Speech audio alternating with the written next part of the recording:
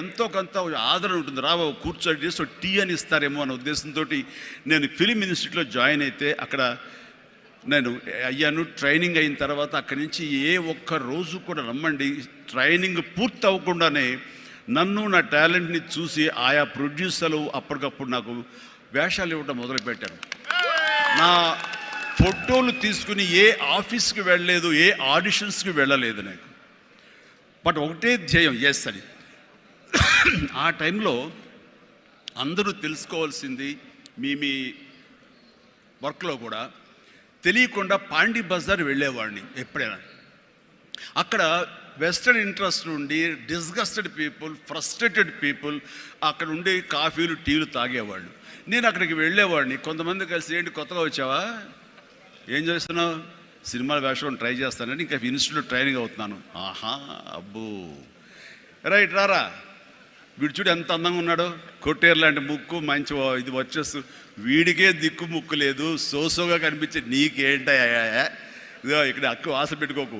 ఇక్కడున్న ప్రతి ఒక్కరు కూడా సినిమాల్లో ఏదో ప్రయత్నం చేసిన వాళ్ళే, ఇక్కడ నా అనేవాళ్ళు ఎవరు లేకపోతే నువ్వు రాణించలేవు అని చెప్పినప్పుడు చాలా డిసప్పాయింట్ అయిపోయేవాడిని, సల్క్ అయిపోయేవాడిని, కుంగిపోయేవాడిని.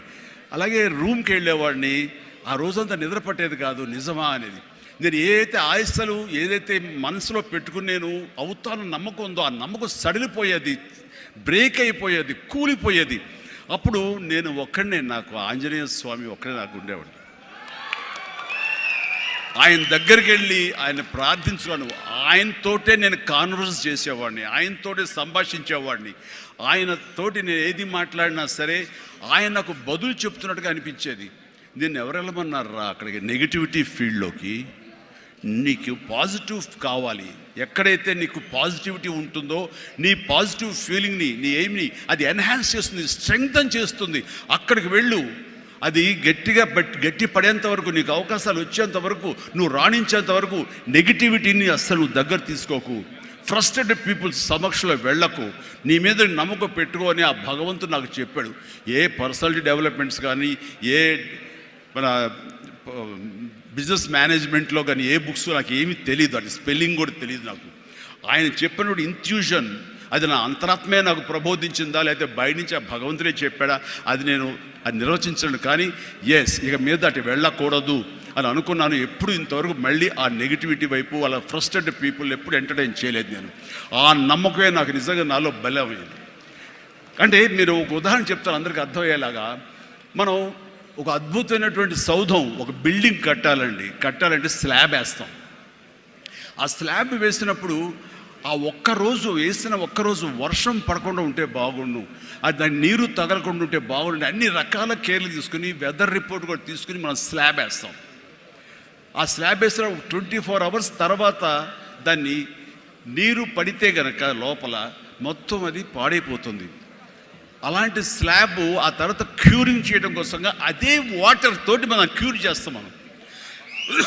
అప్పుడు ఆ వాటర్ దాన్ని స్ట్రెంగ్తన్కి బలమేస్తుంది తప్ప అది కూలిపోవడానికో, అది పాడైపోవడానికో దోహదపడదు.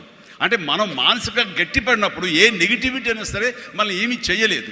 అంటే ఇంకొక ఉదాహరణ చెప్పాల్సి వస్తే కనుక, ఒక పెరుగు తోడుకుంటున్నప్పుడు ఆ ప్రాసెస్లో ఒక చిన్న ఉప్పు బెళ్ళపడ్డా లేదు, ఒక నిమ్మకాయ రసం అందులో పడ్డా సరే మొత్తం విరిగిపోతుంది.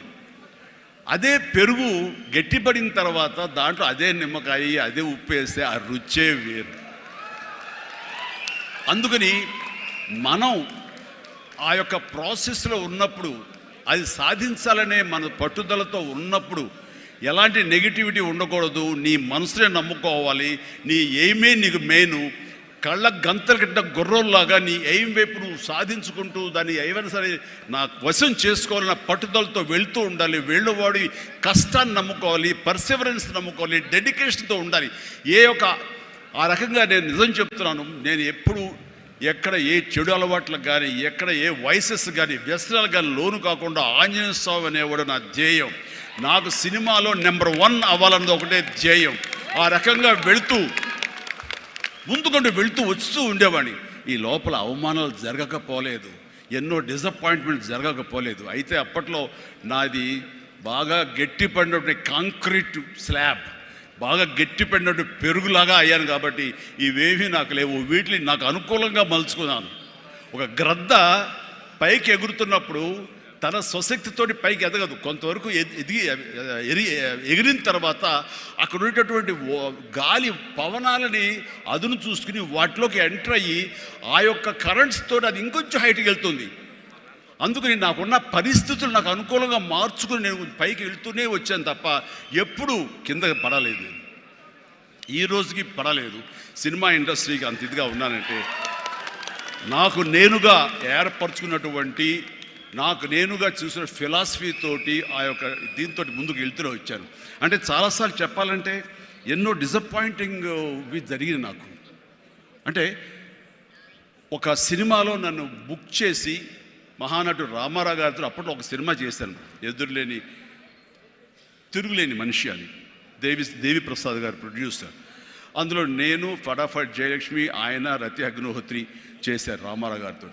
ఆ సినిమాలు చాలా బాగా చేశాను. రామారావు గారి పక్కన మరొక హీరోగా నాకు అవకాశం వచ్చింది. అంతా ఎర్లీ స్టేజ్లోనే అనుకుంటాను. నాకు ఆ సినిమా ఫెయిల్ అయింది. ఆ తర్వాత మళ్ళీ అదే రామారావు గారితో మళ్ళీ సినిమా చేసే అవకాశం వచ్చింది ఒక దిగ్దర్శకులతోటి. అయితే నాకు డేట్లు ఇచ్చారు, నా మెజర్మెంట్స్ తీసుకున్నారు, నేను వెయిట్ చేస్తాను. కానీ నా పేరు లేకుండా మరొకరి పేరుతోటి ఆ అనౌన్స్మెంట్ అయ్యేసరికి ఎక్కడ డిసప్పాయింట్మెంట్ వచ్చింది. ఏంటిది అని ఆ రోజున ప్రొడ్యూసర్ని పిలిచి, ఇదేంటంటే షెడ్యూల్ స్టార్ట్ అయిపోతుందంట, నాకు డేట్లు చెప్పారు, నేను ఆ డేట్లు ఎవరికి ఇవ్వకుండా నేను ఇక్కడ దాచిపెట్టాను, నేను ఎదురు చూస్తున్నాను అంటే, సారీ చిరంజీవి గారు, ఎలా చెప్పాలో తెలియక మేము టైం తీసుకున్నాము. ఎందుకంటే పోయిన సినిమా మీది ఫ్లాప్ అయింది కదా కాంబినేషన్లో, అందుకని దానికి గ్లామర్ ఉండదని మీరు వద్దనుకున్నావు అని. ఆ విషయం చెప్పచ్చు కదండి అని అంటే, ఆ టైంలో నేను నాతో సినిమా చేస్తే సినిమా ఫెయిల్ అవుతుందని ఒక బ్యాడ్ ఇది ఒక నా మీద స్ప్రెడ్ అయ్యే అవకాశాలు ఉన్నాయి. ఈరోజు సోషల్ మీడియా, ఆ రోజు ఇంత మీడియా లేదు కాబట్టి కానీ, లేదంటే ఎంత బ్యాడ్ అయ్యేదంటే నన్ను తిరిగి ఇతనితోటి ఎవరైనా చేస్తే సినిమా ఫెయిల్ అవుతాయి, ఇది ఒక ఐరన్ లెగ్ అనే పరిస్థితి వచ్చేసరికి ఎక్కడో మళ్ళీ జంకాను. కానీ గ్రద్దలాగా నాకు అనుకూలంగా ఉన్నటువంటి అవకాశాల పవనాల్ని అదునుగా చూసుకుని నేను ఎదిగాను. దాన్ని పాజిటివ్గా తీసుకున్నాను. ఎవరైతే వద్దులే ఈ సినిమా చిరంజీవి వద్దులే అని నన్ను పక్కన పెట్టి అనుకున్నారో అలాంటి వ్యక్తితోటే నేను రామారావు గారి కంటే ఎక్కువ సినిమాలు ఆయన నాతో చేసేలాగా చేసుకున్నాను. అత్యధిక సినిమాలు రామారావు గారు చేస్తే ఆ మహానుభావుడు ఆ దర్శకుడి దగ్గర, అదే దర్శకులు వారు నన్ను భుజం పట్టి నన్ను పైకి తీసుకుని ఆయన కంటే 4 సినిమాలు ఎక్కువే చేశారు నాతోటి. అది పరిస్థితుల్ని మనకు అనుకూలంగా మలుచుకోవటం, మార్చుకోవటం, తద్వారా మనం ఇంకొంచెం పైకి వెళ్ళటం అనేది. ఆ రోజులో డిసప్పాయింట్ అయిపోయి నీ కసి లేకుండా, లేదా ఆ కసిని నెగిటివిటీ పెట్టి మార్చుకుంటే కనుక అది నిన్ను తినేస్తుంది. నువ్వు ఇలాగే ఉండిపోతావు, అలాగే దిగజరిపోతావు, అలాగే కనుమరుగైపోతావు. అలా కాదు, మనం ఎదురు తిరగాలి, పరిస్థితులు మనం అనుకూలంగా మార్చుకోవాలి. అందునే గ్రద్ద ఫిలాసఫీ నాకు ఫిలాసఫీ. అండ్ ఎదిగాను, పైకి వెళ్తూ వచ్చాను. ఆయన దగ్గరే నా రికార్డులు ఉన్నాయి. అది నా ఫస్ట్ సినిమా ₹1 కోటి చూసిన సినిమా అదే. నా రెమ్యునరేషన్ కాదు సుమా, సినిమా బడ్జెట్ 75 లక్షలు వస్తే కనుక బ్రహ్మాండమైన బడ్జెట్, ఎంతో రెవెన్యూ అనుకునేవాళ్ళు. ఫస్ట్ ₹1 కోటి. నా తోటి హీరోలు కూడా ₹1 కోటి తెలుగు సినిమా అనే లెవెల్కి వెళ్ళింది. అక్కడి నుంచి కోటి అనేది మామూలు అయిపోయింది. ఒక్కొక్క ఏరియాలోనే ₹1 కోటి. ఆ తర్వాత నా రెమ్యునరేషన్ ₹1 కోటి పైబడి అలా అంచెంచుగా ఎదుగుతూ వచ్చాను. నేనేమంటానంటే, మీ బలం మీ పాజిటివ్ థింకింగ్, మీ బలం మీ కన్విక్షన్, మీ బలం మీ ధ్యేయం నుంచి పక్కదారి పట్టకపోవటం. మీరు ఎవరైనా సరే మీ ఎయిమ్ ఏంటి అనే దాన్ని మీరు ఫిక్స్ చేసుకోండి. ఆ ఎయిమ్ని వెళ్ళటం కోసంగా దారులు వెతుక్కోండి. అవకాశాలు ఇలాగ అబండెంట్గా ఉంటాయి. వాటిల్లో మనకు కావలసిన అవకాశాలు, మన ధ్యేయానికి లక్ష్యానికి దగ్గరగా ఉండే అవకాశాలు మనకి పాపపై కనపడుతుంటాం. ఆ పాపపై కనపడే దాన్ని మనం గుర్తించగలగాలి, వాటిని ఎంబ్రేస్ చేసుకోగలగాలి, వాటిని మనకు అనుకూలంగా మనం మలుచుకోగలగాలి, అవి మనం బలంగా చేసుకోగలగాలి, వెళ్ళాలి. ఇనీషియల్గా వెళ్ళినప్పుడు డబ్బే సంపాదించుకోం. డబ్బే కాదు ప్రధానం, నిలదొక్కుకోవడం ప్రధానం, మన ఎయిమ్ వైపు మనం వెళ్ళటం అన్నది అది ప్రధానం. వెళ్ళిన తర్వాత డబ్బు ఆటోమేటిక్గా వస్తుంది. అనుకున్నావా ఇంత వస్తుందని? ఆ తర్వాత డబ్బునే పెంచుతుంది. సో నేను అలాగే వెళ్తూ వచ్చాను. నిలదొక్కుకోవాలి, ఇక్కడ నెంబర్ 1 అనిపించుకోవాలి, నా స్థానం సుస్థిరం, ఇది లేకపోతే నేను బయట నయా పైసాకి పని చేయను, ప్రైమ్ టైం నా లైఫ్లో అయిపోయింది, కాబట్టి ఇక్కడ ఏమైనా సరే అని ఆ రకంగా వెళ్ళాడు. ఎక్కడ ఈగోకి వెళ్ళకుండా, ఎక్కడ హర్ట్ అవ్వకుండా, వాళ్ళు నన్ను సినిమాలను తీసేసరే, నన్ను కాదన్నారే అనే కోపం కంటే కూడాను వాళ్ళని ప్రసన్నం చేసుకోవాలి. వాళ్ళు మళ్ళీ అతన్ని మనం బాధ పెట్టుంటామేమో కదా అని వాళ్ళ మనసుల్లో వాళ్ళు వాళ్ళు గిల్ట్ ఫీల్ అయ్యేలాగా చేసి నెక్స్ట్ ఏమైనా సిద్ధతో సినిమా చేయాలయా అని అనిపించేలాగా నా బిహేవియర్ ఉండేది. ఆ బిహేవియర్ తోటి వాళ్ళ ఆఫీస్కి వెళ్ళి కూర్చునేవాడిని. అంటే అక్కడ నాకు ఒక పౌరుషం లేదని కాదు, పరిస్థితి నాకు అనుకూలంగా మలుచుకోవటంలో నేను అది ఆ రకంగా కొంచెం తగ్గి వెళ్తాను. నేను తగ్గడం మూలంగా ఆ తర్వాత వచ్చే కరెంటు వేవ్స్ దాని మీద ఎక్కితే అదే తీసుకెళ్తాను పైకి. అది నమ్మిన వాడిని నేను. అలాంటి దర్శకులతోటి, ఆ దర్శకులతోటి నేను హైయెస్ట్ సినిమాలు చేశాను అన్నది ఈ రోజున వాస్తవం. అలాగే ఇక్కడ సినిమా ఇండస్ట్రీలో నీ టాలెంట్ అనేది ఇనిషియల్ స్టేజ్లో secondary. How you behave, how you cooperate with the producers. So all the time how you look in to their benefit, వాళ్ళ బాగులు ఎలా చూసుకుంటావు, వాళ్ళకి లాభం రావాలి ఎలా చూసుకుంటావు అనే దాని మీద దృష్టి పెడితే అది నిన్ను మరింత దగ్గర చేర్చుకుంటుంది. రామారావు గారి ఎగ్జిట్ తర్వాత, ఆయన పాలిటిక్స్కి వెళ్ళిన తరువాత ఒక గ్యాప్ లోపల ఉన్నారు మహానటులు ఎంతోమంది ఉన్నారు. శోభన్ బాబు గారు, కృష్ణరాజు గారు, కృష్ణ గారు, నాగేశ్వర గారు, అందరూ ఉన్నారు.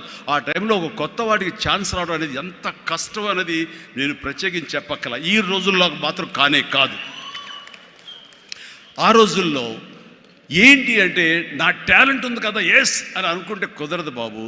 నీ బిహేవియర్ కూడా దానికి అడిషనల్గా యాడ్ అవ్వాలి. మనం కొంచెం ఏంటంట అని అన్నామనుకోండి, అబ్బో వీడితో ఎక్కడ పడుతున్నా బాబు, వద్దురే బాబు, ఆల్టర్నేటివ్ చూడండిరా అనేలాగా వాళ్ళ మైండ్ సెట్ ఉంటుంది.